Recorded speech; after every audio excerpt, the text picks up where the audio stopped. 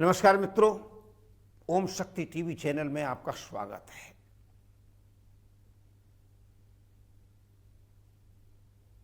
संसार में सत्संगति क्या है? सत्संगति, आज इसी पर चर्चा करते हैं। सत्संगतिम कथय किम न करोति पुंसाम सताम तु संगा सजन प्रसूति। संतों का संग करना, संतों का मतलब मैं ये नहीं कह रहा हूं कि बाबाओं का ही संग कर लो। संत कौन है? इसलिए संतों का संग करना, संत वो हैं जो मनसः वाचः कर्मणा परब्रह्म परमात्मा की भक्ति में ही लीन रहते हैं। भक्ति क्या है आपको बताया था। तो सत्संगति का मतलब है संतों की संगत करना, और कुसंगति अगर हो जाती है तो जीवन खराब हो जाता है। सत्संगति में जीवन बनता है।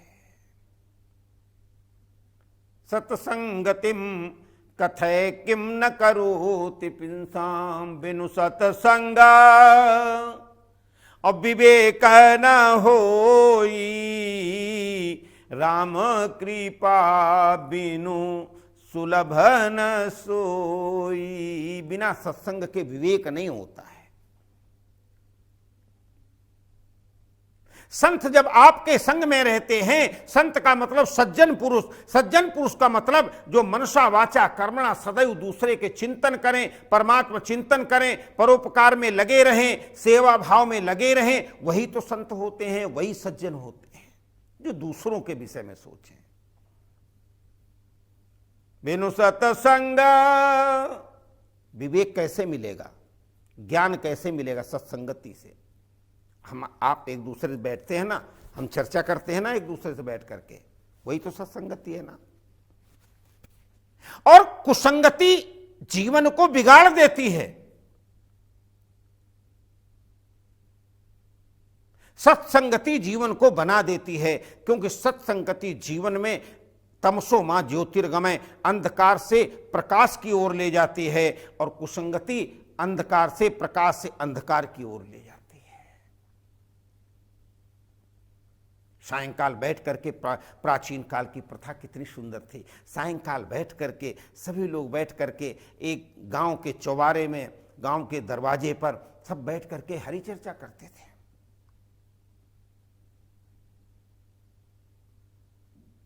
ध्रुव की, प्रहलाद की, याज्ञवल्क्य, भारद्वाज, कणाद, गौतम ऋषि, इनकी चर्चा होती थी। जीवन के क्षण कैसे रहे होंगे। प्रहलाद ने क्या किया? नारद जी मिले,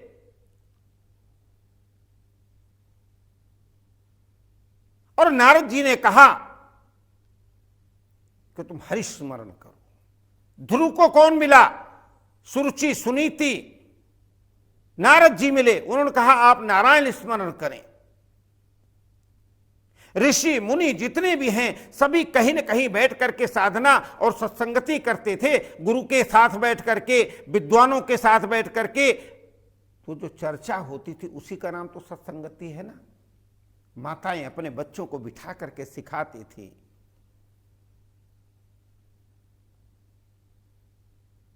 आज वो परंपराएं कहीं न कहीं खत्म हो रही। आज उस परंपरा को टीवी और फ्री वो अपना सोशल मीडिया टीवी सब अब, लेकिन उस पे क्या आता है?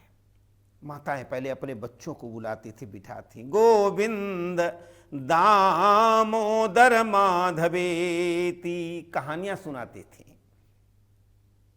किस प्रकार से राहगीर ने स्वयं को जलपान न करके दूसरे को जल पिलाया, और दूसरे को कहानी बताया कि किस प्रकार से हमें संतों का संग रह करके हम अपनी आत्मा की रक्षा करें, हम अपने जीवन की रक्षा करें, लेकिन दूसरे के जीवन की भी रक्षा करें।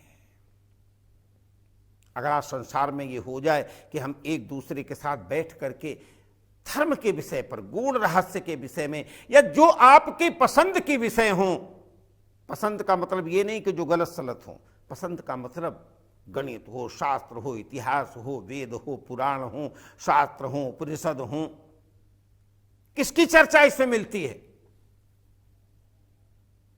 शुरू से लेकर के जहां तक ये सत्संगति का क्रम है, नीचे अरण्य में बैठ करके, जंगल में बैठ करके, घर में बैठ करके, चौबारे पे बैठ करके, दरवाजे पे बैठ करके एक दूसरे जब डिस्कशन करते थे, एक दूसरे जब कथा सुनाते थे, उस कथा का सार ये होता था जीवन कैसे बनेगा। वही तो सत्संगति है।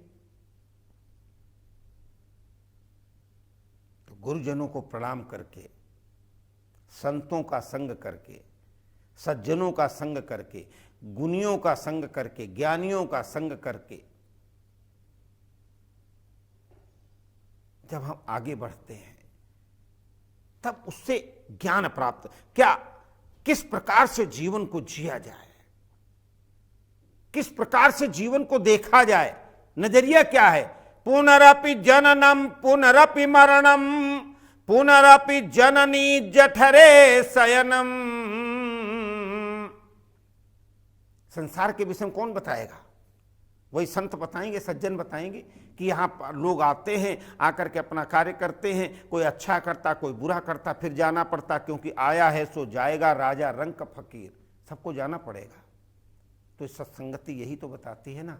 इसलिए संतों के संग में बैठ करके हरि चर्चा करें, प्रभु चर्चा करें, धर्म चर्चा करें, ज्ञान चर्चा करें, और उससे हमारा जीवन प्रकाशित होगा, हमारा हृदय प्रकाशित होगा।